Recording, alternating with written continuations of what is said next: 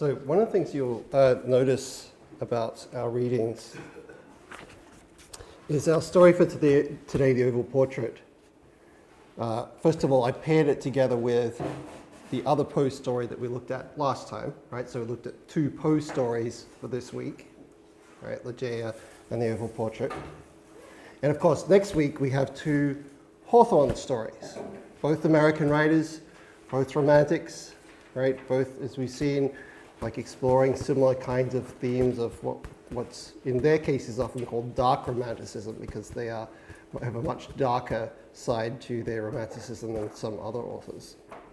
Although I can't think of too many happy, light, fun stories that we've read this semester. But one other thing to note as well is this story today that we're looking at, The Oval Portrait, right? And the next story that we'll look at, The Birthmark by Hawthorne, right? They were published around the same time, and even though Poe's story is much shorter, they have a very, very similar kind of theme, right? So as you read the next story, you'll see it's almost, in terms of its plot, is almost the same, except that Poe's story has to do with an artist and Hawthorne's story has to do with a scientist, right? But the stories are almost the same. So it's very interesting to compare as well the two different ways in which these stories are told, because even though very similar plots, different lengths, but same time, to the point it almost seems like Hawthorne and Poe must have had a similar kind of starting point. Nonetheless, the way in which they tell their two stories is very different, right? So I want to focus in particular upon the structure today of how this story is told, because it's really important to understanding what the story itself is doing, right? What it's trying to get us to think about. In particular, I guided your attention to the fact that we have, of course, as we've seen in many other of these stories, a frame story, right? So we have a story that introduces the story, and then we have the story within the story. Although what is a bit unusual about Poe's use of the frame story is usually the frame story we have at the beginning, and then we return to it at the end, don't we? We sort of say, and so we saw in Zarazine, for example, right, that the narrator and his date are at the ball, right, and then they get together the next evening. He tells her the story of Zarazine, and then we return to the narrator and his woman at the end, right? We return to the frame narrative. But in the case of The Oval Portrait, we don't, right? We have the frame narrative and then the story within the story, and then ends, no return, okay? And then the other thing that's quite unusual is the fact that the frame narrative is also longer than the story within the story, right? Because usually authors we see use the frame narrative in some ways as, of course, not exactly an excuse, but as a way of telling you the emphasis is upon the main story, the story within the story, right? So it's not usual to look more closely and in more depth at the frame story than it is at the story within the story. But that's what Poe does in this particular case, right? And of course, this is something I want to draw attention to because it's something about the strategy of how to read this story that I think is also important as well. Now, probably most, if not all of you, have been to an art gallery before, right? And when you go around in an art gallery, the thing that you look at, of course, is the content of the paintings, right? You don't go around saying, wow, look at that frame. Oh, that's an amazing frame. Let me compare it to this frame, right? We don't do that, do we? Right? I mean, sometimes, there are very fancy frames and very, elegant and different ways of framing pictures that can be impressive. And yeah, we might sometimes be, intrigued by those things. But for the most part, our focus is upon what's inside the frame and not on the frame itself, right? In fact, if we would do that, it would show us as being sort of like stupid and naive and not really know what we were doing in an art gallery if we thought it was all about the frames. Like there's a famous early Hollywood film from the 1930s called Little Caesar, right? It's a gangster film. And this gangster from from Chicago is he's really kind of uncultured and low class and kind of stupid, right? And he thinks that everything is about money, and so he goes to see, like when he's a up-and-coming gangster, he goes to see the boss, and the boss tells him, oh, I paid this thousands of dollars for this picture, right? And the gangster, who's the main character, goes over and he looks and, wow, that frame must be made out of gold, right? Because he doesn't get it that the art is what is valuable, what is important, right? He thinks the frame is what is important. So that said, so it's unusual for us to think about the frame and the way in which the frame works and what it does to the picture, right? But in the case of this story, Poe reverses that, right? Of course, the content, the story within the story is important, right? But what he repeatedly does in this story is that he draws our attention to the frame story and also the way in which framing works to create art, right? And this is an idea that is part of romanticism, emerges with Romanticism, and has become a huge part of modern art and modern literature, right? How things are framed is what defines them. What makes them art is whether they are within a frame or not. Okay. So let's quickly go over what happens in this story, and then I'm going to give you some ways of thinking about this theme of the frame and the way in which it gets us to think about, well, what is art? What is the division between life and art? And how can we think about these things in the context of this story? Okay, so first of all, we know that Poe is an American author. Was our last story set in America, though? No, remember we saw it was set probably in Germany, somewhere near the Rhine River, first of all, and then it jumped to the second part. What country? England, right? So we went from somewhere in continental Europe near Germany, and then after his first wife dies, he moves to England, to a remote part of England. He marries his second wife, right? So we saw that Poe uses those locations because he wants to create a sort of a Gothic romantic sort of setting, okay? Is our story here? Is it set in America? No, right? This time, again, it's set in Europe. Where in Europe? It's set in a mountain range by Italy and France called the Apennines. Right? So it's in the mountains, right? And what kind of building do they enter into? Minho? A chateau? What is a chateau? A kind of big house or palace. Bigger than that? It's the French word for a castle, right? It's the French word for a castle. Okay, so go into a chateau or a castle, and so this is the setting for this particular story. Castle in the mountains, in sort of it's probably the Italian side of the mountains, and so we have this very Gothic style of setting, again, an abandoned castle, although in this case it's not like the abbey in the last story would have been abandoned for a long time and then he buys it and refurnishes it. In this case, we see that the chateau, the castle, has been recently abandoned. People have been living there until recently. Okay, and so why is our narrator, why is he going into this castle?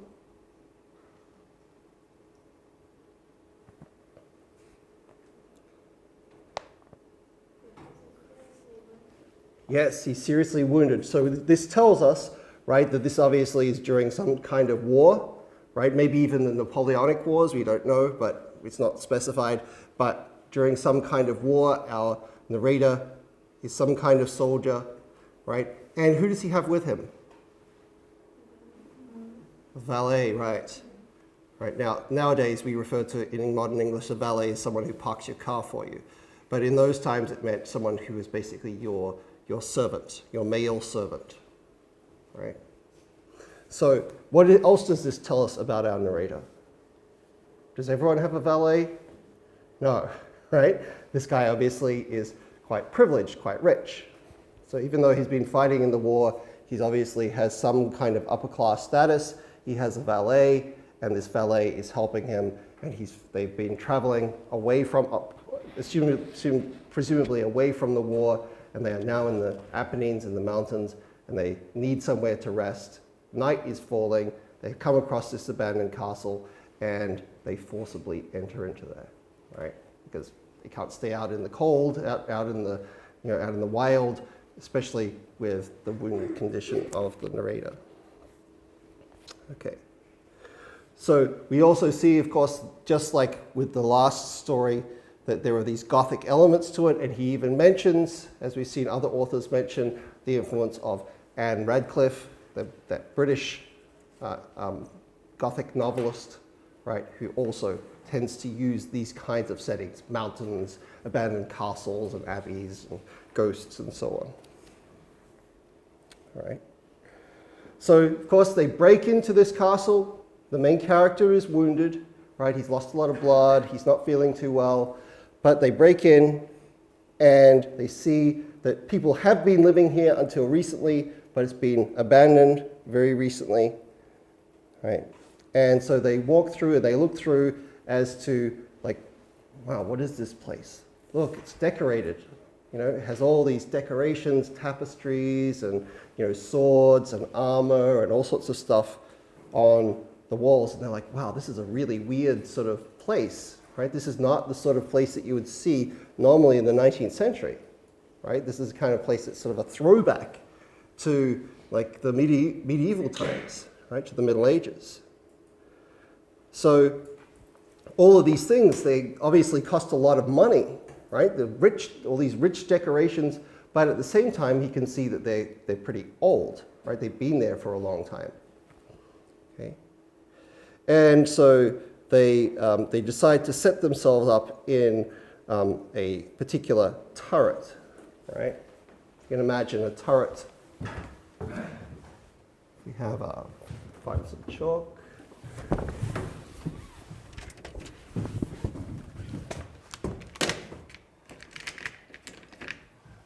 So if you can imagine, you know, you have your castle here, right?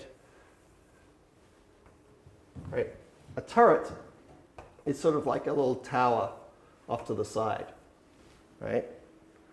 So you can walk through, and it's sort of like you could have a little sort of headquarters off to the side, your little room. It's much more sort of cozy, right, to be off to the side in a little turret, right, up to yourself. Okay. So they set themselves up in this turret, and as so he gets into bed, right? Since he's wounded, he wants to, you know, sort of relax and go to sleep.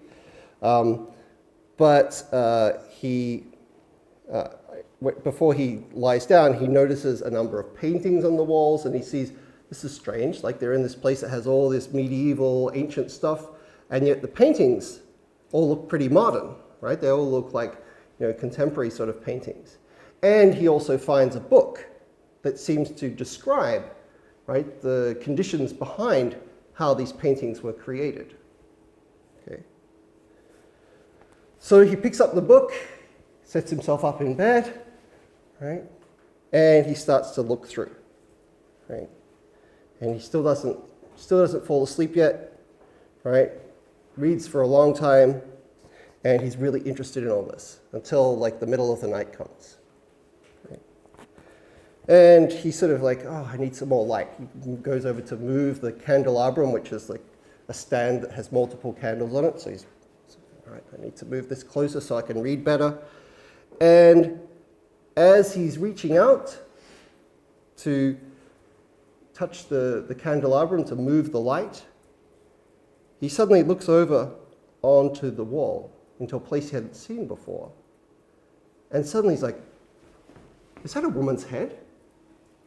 Whoa, right? And so just for a moment, he thinks that he sees, like, the real head of a real woman. And then he's like, oh, no, of course not. That's just a painting, right? It's a portrait, oval portrait of a woman's head. Okay? So he has just this moment where he's like, whoa, is that a real person? No, no, it's not. I'm just, you know, I'm tired. It's dark. It looks really realistic. And so he describes in detail this portrait, this oval portrait of the title, right? It's a picture of a young woman, right? Just the head and shoulders, right? It's described as having this very rich sort of frame that I'll go through in a moment, right? And it's done in this super, super realistic sort of way, right? The painter obviously had a great deal of skill, and he was able to render this painting just so lifelike, right? That allowed him just for a moment to believe that he actually saw a real woman over in the corner of the room, right? And so he's like, oh, well, I have this book here that tells me all about these paintings. I should look this one up, right? And so he flicks through, finds the page, and of course, what we then see as the rest of the story on the second page of our story is, of course, word for word from this book, right? This book that he's been reading. Okay, so we jump from the narrator seeing this picture to the story behind the picture, in which we find there was an artist who marries a beautiful young woman. He is completely dedicated to his art. She's kind of jealous of his passion for his art, but nonetheless, she puts up with it. And then one day he says, well, why can't I combine the two? I love my art, I love my wife, why don't I paint a picture of my wife? Right? So he goes with her into the same turret, right? The same room that they're in, that the narrator is in. And he starts to paint her, not seeing that with the cold and with illness, she's getting fainter and fainter. But he's so absorbed in this picture, right? He's like, wow, I'm doing a great job here, right? Wow, this is one of the best paintings I've ever done. This is an amazing portrait. This is so lifelike, it's so realistic. And then he puts the finishing touches, he's like, I've managed to capture life itself. And then he looks over at his wife, and she's just died. Right? Okay. So that's what happens within the story. That's the surface of our story. Let's now take a look at some of the ideas, symbols, references, themes that give us clues as to how to read this particular story. Right? This is a story I've read many, many times. I often use it because it's so short, but also contains so many ideas. I often use it as an example text for introducing students to literature. So, as I said at the beginning, what Poe, first of all, seems to be getting us to think about is that relationship between art and life, right? How does art relate to life? How are those two linked together is a question I'm going to examine in our lecture today. Right? So one of the things that we've already seen, and we've talked a little bit about, is the idea of realism, and I'll come back to that later on. But realism, of course, was an attempt to try and depict life in art, whether in painting or in the stories that you tell, you try to depict life as it really is. Okay. So what is this connection between art and life? How do we divide between those two different things? Right. So one of the things that I said, as I mentioned at the beginning, that Poe gets us to focus upon is this question of the frame, right? The frame, okay? Because first of all, we can see that our story itself has what we call a frame narrative, right? When we look at a painting, how do we know which is the painting? What part of it is the painting? Well, of course, the painting is the part that is inside the frame. When we go to a play, how do we know where to look for what is happening in the play? What provides the frame? The stage, right? So we know like what's happening on that part, right, of the room, right? That's the stage that provides us with the frame, and what's happening on the stage is part of what is the fiction, right? And of course, there have been playwrights and artists who have attempted to play around with that idea. They'll sometimes have the actors come out into the audience, or they'll enter the stage up through the audience. They'll walk up onto the stage, or other things like that. But for the most part, we know, right, that art is defined by what is in that frame, whether it's a literal frame like in a picture, or whether it's a conceptual frame provided by the physical space of the stage, or in this case, we know, of course, this is framed as a story. So Poe keeps on drawing our own attention in the story of the oval portrait when he describes the picture, right? When he describes the portrait itself. He does describe the woman in the picture, right? And he describes what she looks like. But he also spends quite a lot of time describing the frame around the oval portrait as well, right? He tries to make quite a long description of what it's like.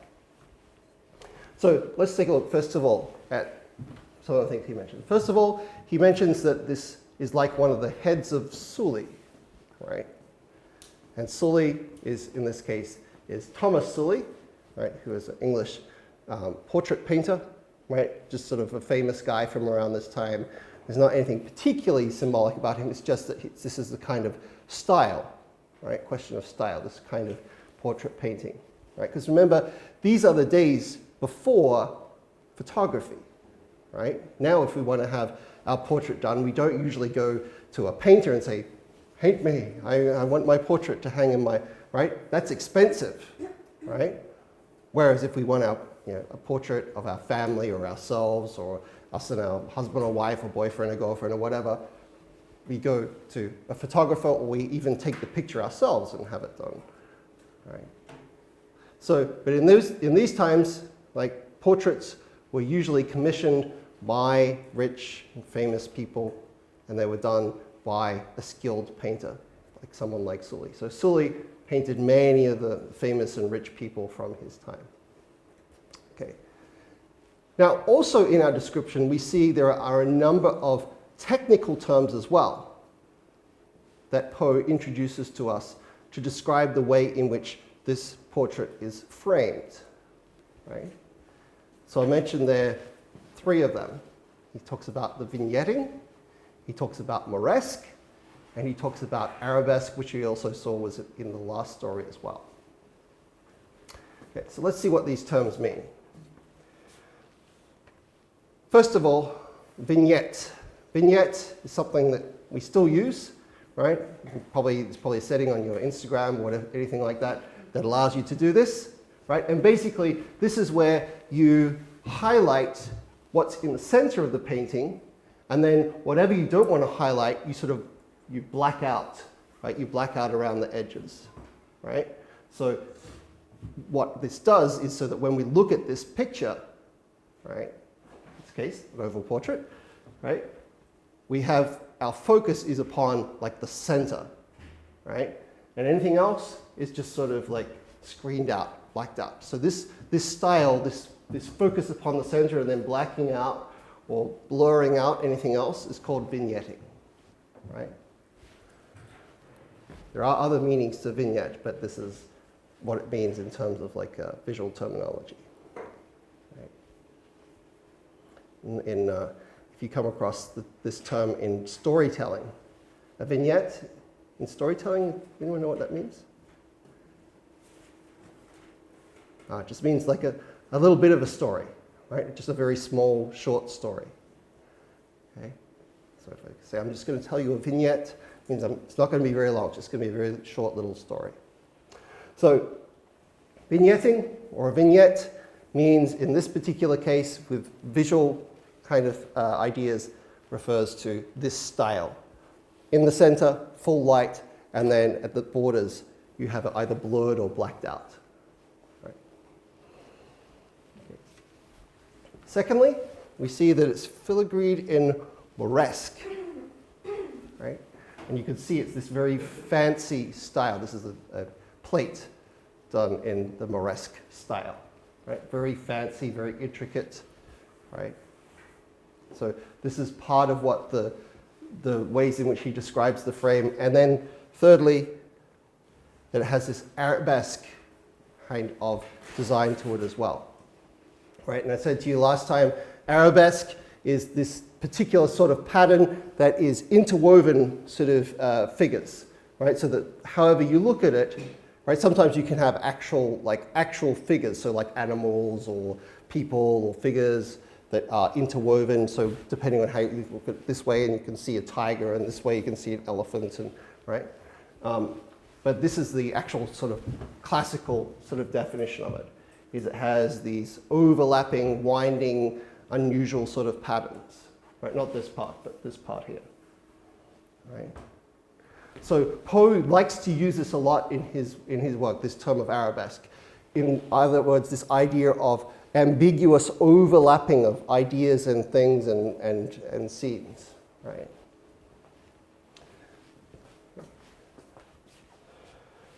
So when we put these together with some of the other references that we have, we see not only do we have him have an intricate description of both the content and the frame of the portrait in question, right?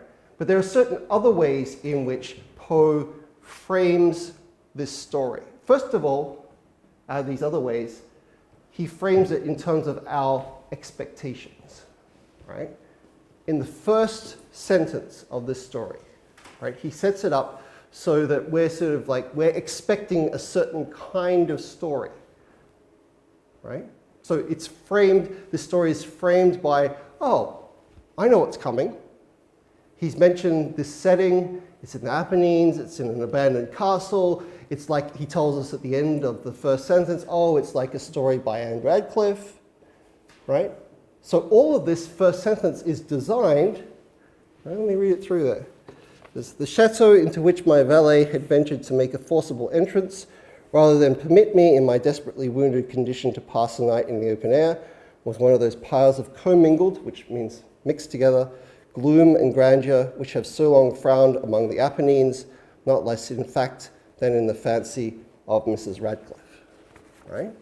So immediately, right, I've read other stories from this time. I know who Mrs. Radcliffe is, Anne Radcliffe, the Gothic author, right? It has a classic setting of being in the mountains, in an abandoned castle, right? So immediately, right, this provides a frame for my expectations as to what this story is going to be about, right? Right? Oh, okay, this is a particular, it's that kind of story. Oh, it's going to deal with those ideas. Oh, it's going to be this style, right? It's immediately set up by that opening sentence, right? So we have certain literary expectations that frame what we expect from this story from the very beginning, okay? And then, of course, the thing that we mentioned at the beginning, that we have a story within a story, which means that we refer to this first part of it as the frame narrative, right? So Poe repeatedly draws our attention to the frame, right? What makes a work of art, what makes a work of literature, is going to be, as we see, defined by this question of the frame, right? Okay. Secondly, second thing, is that this story is told to us as being something that is realistic. Could it happen? Let's compare it to other stories. The Elixir of Life by Balzac. Is there really an elixir of life? No. Or Dr. Heidegger's experiment. Is there really a water of life that can keep you eternally young? No. So those stories are not realistic in that sort of sense, are they? Right? They're not realistic because they incorporate into them magical elements. Right? They incorporate into them things that are not real, that are used for the purpose of symbolism rather than being part of reality. Could this story have happened? Yeah, right? It's true. There are soldiers in the 19th century. This place, the Apennine, really exists. There are castles, right? All these things potentially exist, right? And so even though the story, as we know, is fiction, nonetheless, all the elements within it are possible, right? They're not supernatural, they're not, mystical or magical or any of those sorts of things. They're all realistic. Right? So Poe, first of all, he gets us to think about, like, well, what is real? What do we consider to be real and to be realistic? Well, first of all, we can see there's no supernatural, there's nothing magical, none of those sorts of things. Right? Secondly, what else tells us that we should try to view this story as being realistic is that Poe goes into a great deal of detail. Right? So if someone is trying to convince you, oh yeah, my story is real, right? Then you would quiz, well, what did the castle look like? Oh, well, what about the painting? What were you wearing that day? Right? Who was with you? Right? What time of day was it? Right? You can ask all those sorts of details of someone, right? And the more they're able to show you those kinds of details, the more you're like, yeah, okay, all right, I believe you, right? Your story checks out, right? You're not making this stuff up. I can see that you're telling me a realistic story. So having detail in a story, right? Being able to show that you know all the things that happen and have detail also adds to the realism of the story. This feeling, oh yeah, this really could have happened, right? And then thirdly, we've talked before about how particularly early novelists used to use this device all the time, is they would use what was called the found object, right? Which is to say, oh, look, I found this collection of letters between two lovers.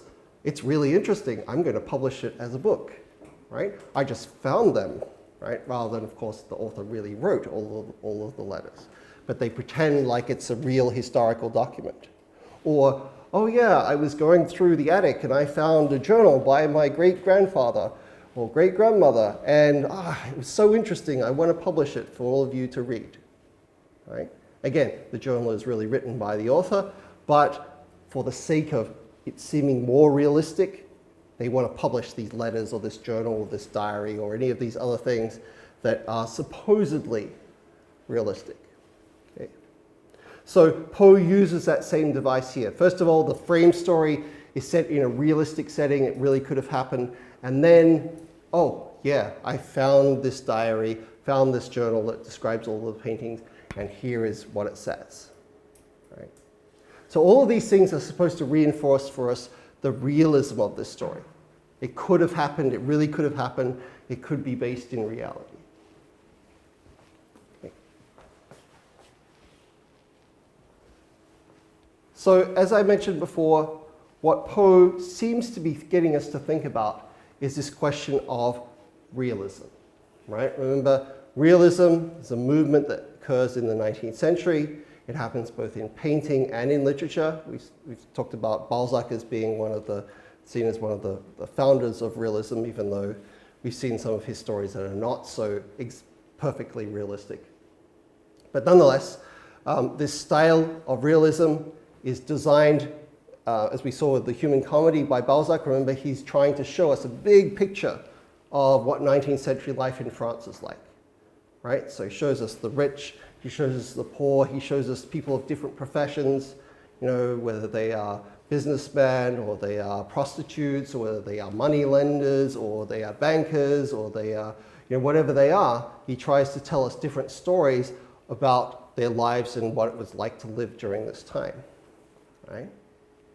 And of course, as we mentioned just before, there's still no photography at this point in the 19th century. So in painting as well, one of the experiments that people are doing is to try and paint as realistically as possible as well, right? So their idea very often is to try and paint what is known as types, right? In other words, I want to show you what a baker's life is like. So they'll paint a baker making his bread, or what the life of different professions and different stations in life is like by painting these people in action in their settings, whether they're farmers or city people, whoever, right? And this movement of realism tried to capture what life was like in their time and across different cross-sections of society, different stations, different parts of life. So Poe seems to be, on the one hand, he's using this idea of realism himself, right? Because as we see, his story is realistic. It could happen. Everything in here is described in a realistic way. But at the same time, he's also kind of making fun of this idea of realism, in which he does by asking this question of, well, how close can can life come to the real? Sorry, to art, or art, how close can art come to life? Can they really be blended together? Can they really have this perfect cross-section, right? Can they really be mixed together? So in our first page of our story, for instance, we have this description of the painting, right, of the portrait, in which the narrator is kind of shocked by how skillfully it's been drawn, how skillfully it's been painted, right? And he's both impressed, but also kind of appalled, right? It's something not right about it that he sees. And so he says there, I had found the spell of the picture in an absolute lifelikeliness of expression, right? The italics are in the original story, which at first startling, right? So at first it's like, whoa. And then finally confounded, subdued, and appalled me. Right?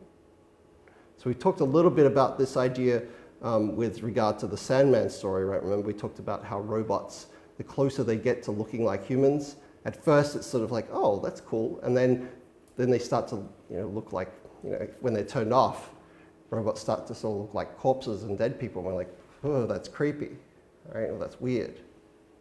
And so there's something similar happening here to our narrator here, where he looks at this painting, he's really impressed, but he's sort of like, whoa, that's just a little too startling. That's a little too lifelike for me. Right? So even though Poe uses these techniques of realism, even though he tells us a realistic story and he uses the styles of realism, nonetheless, he seems to be making fun of, or at least questioning, how close life can actually be to art. Right? How close can these two things really be? So there are sort of two moments, I guess, where this occurs, where this is particularly highlighted. The first one is where the narrator first sees the painting, right? So like in this quotation, but this is where he's actually looking at it. But when he first sees it, remember, he's tired and he's wounded, right? So these things, they don't really make for like perfect clarity in viewing, do they? They sort of like, they can cloud someone's judgment if they've lost some blood, or if they're feeling sick, or if they are really tired, right? So when he first looks over at the painting and he imagines that he sees a woman there, right? He sort of is like, did I really see that? Am I dreaming? Am I just sort of, sick or tired from all of my experiences today, right? And he has to do this double take. And then he's like, and then he sees the frame, doesn't he? And he's like, oh, it's in a frame. How could it be a real woman? Right? Duh, I'm so stupid, right? Is his sort of reaction. Of course it can't be a real woman. You can't have a floating head on the wall. It's like, how can that be, right? So for him, he does believe that it's a real woman, but just for a split second, doesn't he? Right? Just for a moment, he believes that the art has come to life, that he's seeing something real. And then, then he realizes, there's a frame there, it's not real, right? So, but there is a split second where he believes that it's real, right? Just a split second. Okay? And this same phenomenon occurs, of course, at the end of the story, right, with the painter, right? The painter also has this split second where he believes that art and life have overlapped with each other, right? That he's managed to actually create or capture life on his canvas, right? So this is from the very end of the story. It says, and then the brush was given, and then the tint was placed, and for one moment, the painter stood entranced before the work which he had wrought. But in the next, while yet he gazed, he grew tremulous and very pallid, and aghast and crying with a loud voice, "This is indeed life itself!" turned suddenly to regard his beloved. She was dead. Right? So this meant to be something both serious and kind of darkly funny about this. Right? On the one hand, Poe is telling us, look, life, art, they can come right up close to each other, right? You can create a painting that really looks incredibly lifelike, right? But it's still, and someone can even mistake it for being lifelike, just for a moment. But that division between art and life is always still finally separate, right? And so this painter who thinks that he's created life, well, of course, we see that the very moment that he thinks he's done it, he turns and looks at his wife, and of course, she has died, right? This is the irony of that ending. Okay, so in the end then, we can see that Poe's story is looking at this question of what separates life and art. Can a realist author or a realist painting, can they really capture life in their story or on their canvas or in their sculpture or in any of those other media that are available to an artist, right? So even though those two things can come very, very close, and we have those two moments in the story, the first moment where the narrator looks across and for a moment he's like, is that a real woman? And then he's like, no, I'm not. I'm just dreaming, I'm tired, I'm wounded, right? And he sort of like clears his head and looks at it again and he's like, no, that's not a woman, right? So just for a second, and then at the end of the story, when the artist is like, I've done it, I've captured life on the canvas, and of course he looks over and actually he's captured death, right? His wife has died. So he seems to be looking at the way in which art and life interact with each other, and his conclusion seems to be, well, life and art, they can come pretty close, right? Just to the point of almost touching, right? You can have a poem, you can have a story, you can have a painting that come really close to being lifelike. But in the end, there is this separation between the two of them. So, of course, this is an idea that has gone on to be explored more and more and more in modern art, right? You see some of the famous early experiments with art in the early 20th century, for example. Right? One of the most famous examples of this is a French artist by the name of Marcel Duchamp, right? And Duchamp did all sorts of very provocative things in order to prove that art has all to do with about the frame in which you put it in rather than the actual content of what you're looking at, right? So one of his most famous pieces, he took a men's urinal, right, from the restroom, turned it upside down, and said, here, it's called fountain, right? Now, normally we'd look at that and say, but that's just a urinal. That's not a work of art. Definitely not a work of art.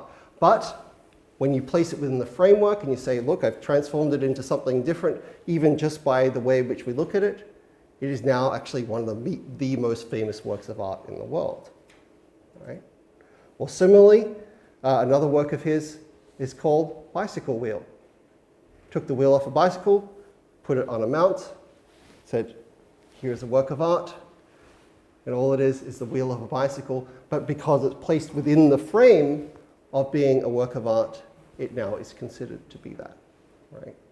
Now, there have been lots of really boring and dumb and uninteresting ideas that have come out of this, right? But if you go and look at what Duchamp does, he has a real sense of humor about the way in which he approaches this question. And so a lot of his attempts to do this and to play with the idea of the frame are quite innovative and interesting. But as you can imagine, what Duchamp really proves here, and what starts with these sorts of ideas from the Romantics, is that art is really defined by how we frame it, by how we look at it, right? In one context, something can just be a urinal or a bicycle wheel. In another context, it can be reframed and it can become a famous work of art, right?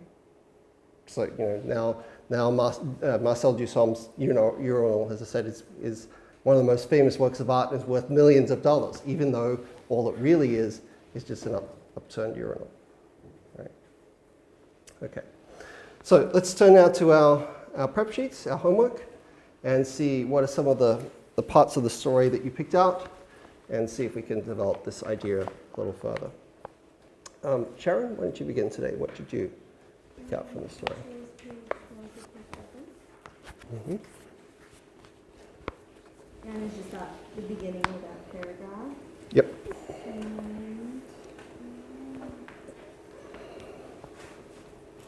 where Poe is like describing the woman and saying how she's like the rarest beauty, a yacht more lovely and so great, all light and smiles. You can see how he uses like light and darkness to symbolize life and death, because at the end it says, the spirit of the lady again flickered up as a flame within the socket of the lamp. So like all the other stories we've seen before, authors tend to use light and darkness to symbolize life and death. And Yes. in this case, she's slowly dying, and her beauty begins to fade as well in the dark chamber. Mm-hmm. And the painter's passion for his art influences to a point where he can only see his wife through the lens of his painting. So the painting is like a mere illusion. He kind of gives up his wife for that painting. Yes. And I feel like what Poe is trying to say is that like reality can change depending on his perspective. Because on page 156, the frame story, like he goes into detail about the candles, and I feel like the position of the candles also affect how the narrator sees the painting. So that's kind of like, it can change depending on how like the candles move. Yep. So you're right. This metaphors of the symbolism of light and dark is both here in this story, and of course we've seen it repeatedly in like other romantic stories, but particularly Poe's stories. Right? They tend to really use this idea a lot as part of their central symbolism, whether it's the fall of the House of Usher or the Telltale Heart. Right? Over and over and over, we see him using these symbols of light and dark. And yes, they're often used for life and death, right? That's certainly one symbolism of them. But two, notice we've also seen them used as symbols of, on the one hand, emotion, darkness being sort of our irrational side, and then the light often used as a symbol of reason. This symbolism goes all the way back to Plato and to the ancient Greeks, right? So which is stronger in Poe's stories, the darkness or the light? The darkness is usually the thing that is surrounding like the narrator, right? So whether it's a Telltale Heart, when it's always the narrator going in at night to look at the old man, and he just has the lamp that he has like a single ray of light. Or in this context, right, in this story, we have it's darkness, right? And we're told at the very beginning of the story that night is falling, right? They don't want to be out in the wild, in the open during the dark. So they go into this place, but the description of the place tells us that it is also dark for the most part, except for the candles, right? And so the candles, are they going to light up a whole big room? They're not, are they? They're just going to have a small amount of light, right? And so the different ways in which he moves around the candles, like you said, changes his perspective, changes the ways in which he sees the things around him. Good. All right. Thank you. Namhe? As you said, the story has been divided in two parts. The first part is a narrative.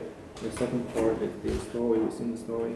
The thing that I found more interesting is the first part, which is from narrative, because I think all the elements that author uses, like abandoned castles, strange decorations, and the wounded man with his servant in the dark room, all these things create kind of gossip space. Yep. And that you would definitely anticipate a kind of strange, creepy story that will be happen at the end of the story, and not gonna be some kind of fairy tale.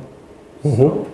So if we change all the background, this story has taken place in a ordinary city, just normal apartments that will not create kind of effect to Yep. the audience. Mhm. So Yes, and even imagine if you removed the frame, right, and you just told this story. It would completely change the way in which we read the story, wouldn't it? Right? If this last paragraph is all that we had of the story, right? It wouldn't read at all in the same way. We receive it completely differently because of that frame narrative. The frame sets up our expectations and the symbolism of how we're supposed to read this story. It provides us with this very important background and context for how we read it. So that's why sometimes people say, oh, why do we need to have the description of like the castle and the guy breaking in and all that?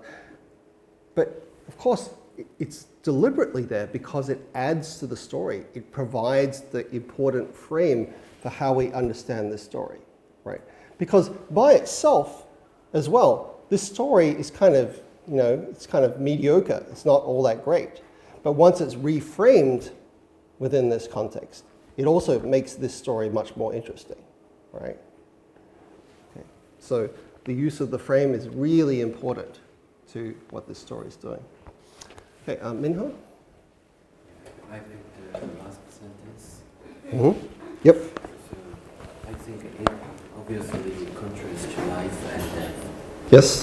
So in this sentence, he shouts with pleasure that this is indeed life itself. Mm-hmm. But when he turns to see the girl, she was dead.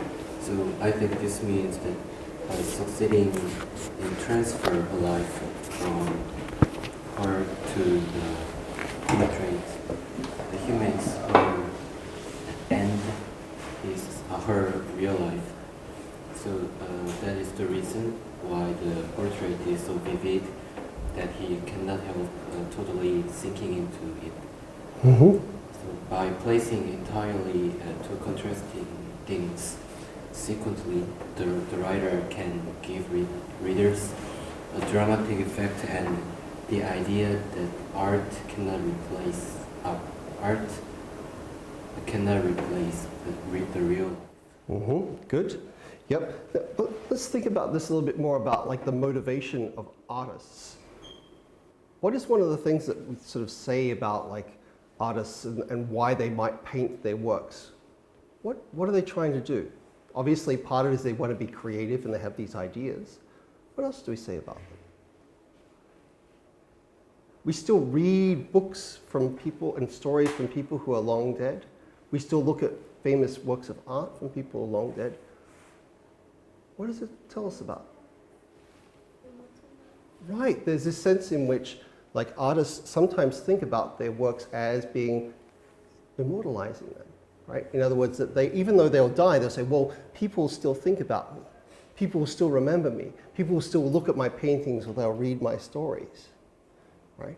Poe here seems to be challenging that idea as well, doesn't he? Right? So if we look at what you just said, Minho, he's sort of saying, well, this artist seems to have this idea that he will immortalize himself and his wife by painting them, by painting her. Right? And yes, right, he is being read about. People are looking at this painting. But it still doesn't stop this fact of death, does it? Right? And here we can see this connection with the last Poe story as well, right? Because remember, one of the themes of that last Poe story, Ligeia, that we looked at, was the way in which death conquers all, right? You can't overcome death. You can't beat death, right? So this is, of course, a theme that is not just for the Romantics, but it is something that many of the Romantics were thinking about in their work, right? One of the most famous of the Romantic poems is by John Keats, and it's called Ode on a Grecian Urn, right? And in Ode on a Grecian Urn, we have the poet looking at an urn from ancient Greece, right? This pot from ancient Greece. And he sees all of the figures on there, right? And they're all doing things from life. They're fighting and drinking and so on. And he says, well, it looks, on the one hand, it looks like they've been, immortalized. Looks like they've been there for, they will be there for eternity, right? But in reality, they're just stuck there, right? There's no real life to them, right? And so other romantics as well are questioning this idea of the immortalization, or that you can somehow, make yourself immortal through art, right? Whereas Keats, Poe, they're saying, well, no, there is this essential separation between life, our life, and art that makes that impossible to do. Okay, Isleta? I picked page 156, the beginning of the last paragraph. Mm-hmm. I thought that was interesting because it does explain how she's really beautiful, but it's different in other romantic stories. Because other romantic stories tend to focus just on how beautiful she is and get captured by, oh, she's so beautiful, I want to be with her. But he's more focusing on other things, not her beauty. Mm-hmm. So I thought that was interesting, how it was a little bit different from more romantic stories. How he focused on the frame mostly, and how it was just kind of creepy and not, oh my god, I love her. It was just kind of oh, it's creepy. Mm-hmm. So yeah. Yes, and even when it comes to the second part of the story, right? Despite her beauty, right? Despite her being this extremely attractive young woman, is the artist primarily interested in her? No, he's not. Even though he marries her, he's sort of still so obsessed with his work that his work is compared to what?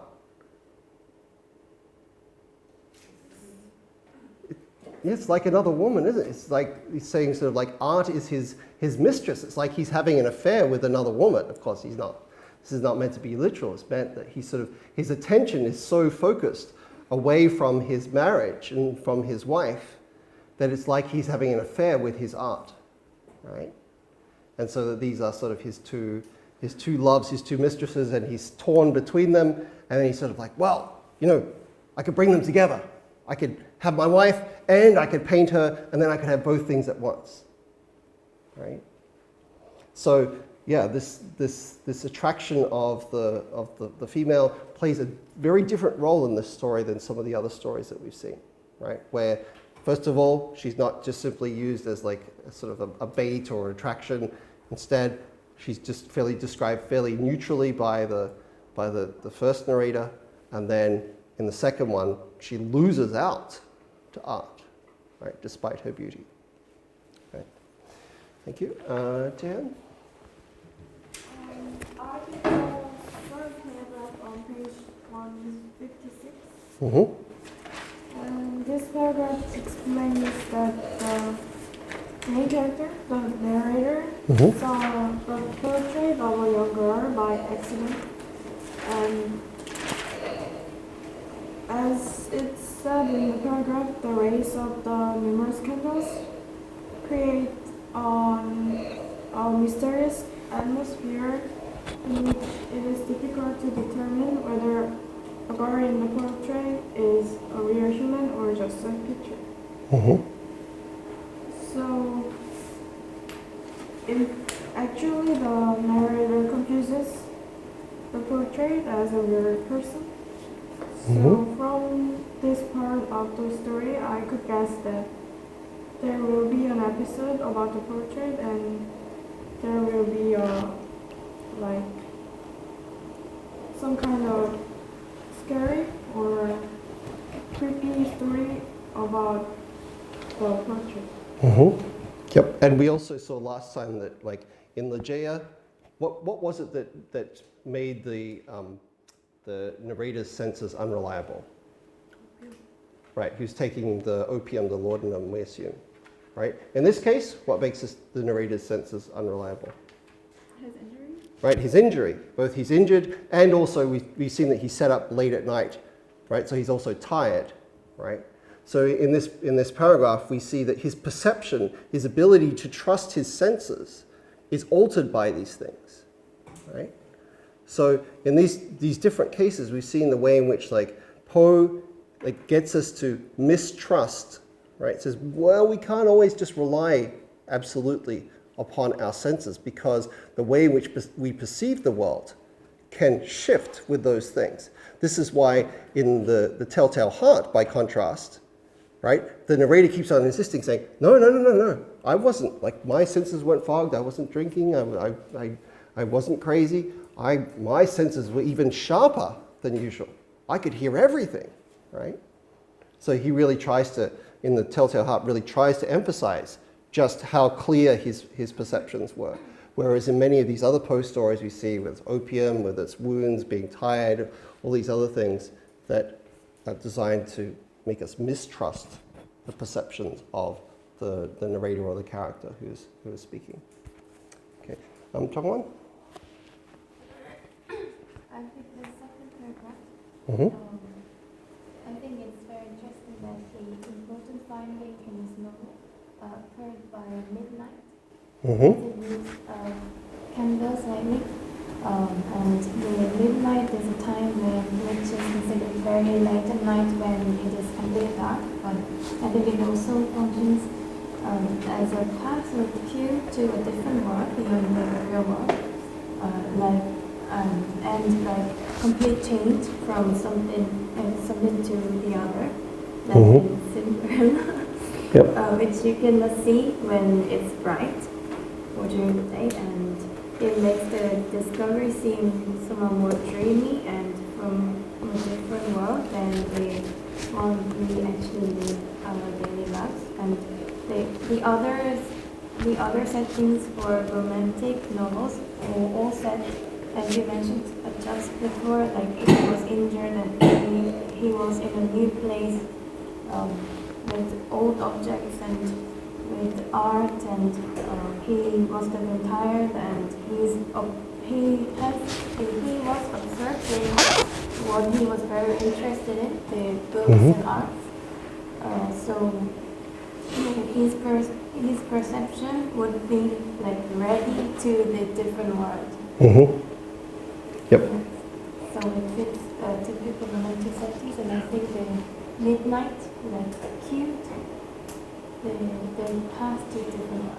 Yes, good. So first of all, that midnight thing, as you said, it ties into what Sharon was saying about the light and dark, right? Because of course midnight is when it starts to really truly dark, right? And of course it also has that symbolism of that sort of superstitious symbolism that this is like when the bad things happen, and we've seen it in a number of other romantic stories where like we see the midnight is used.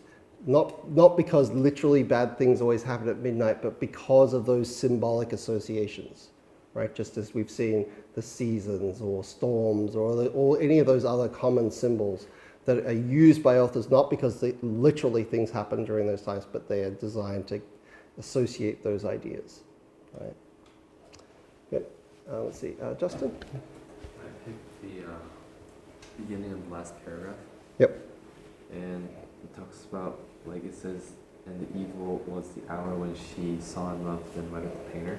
Mm-hmm. And in this story, it says it's like an evil, but I think to her it seemed like it wasn't very evil because she endured like the entire time, even though she was dying. Mm-hmm. And then, like even though that the painter didn't notice that she endured it, so I don't think she found it evil. I think she like truly loved him, and then ultimately died because of that, but then the painter only realized after she was dead. Yep. So it's not that the artist isn't evil, is he? Right? And it's not that the woman is evil. It's more that like he's sort of saying that like this was the wrong circumstances. Like these guys should not have met. They should not have married. And so it was something that went wrong in this whole process, right? Who is the most romantic character in this story? The painter, right?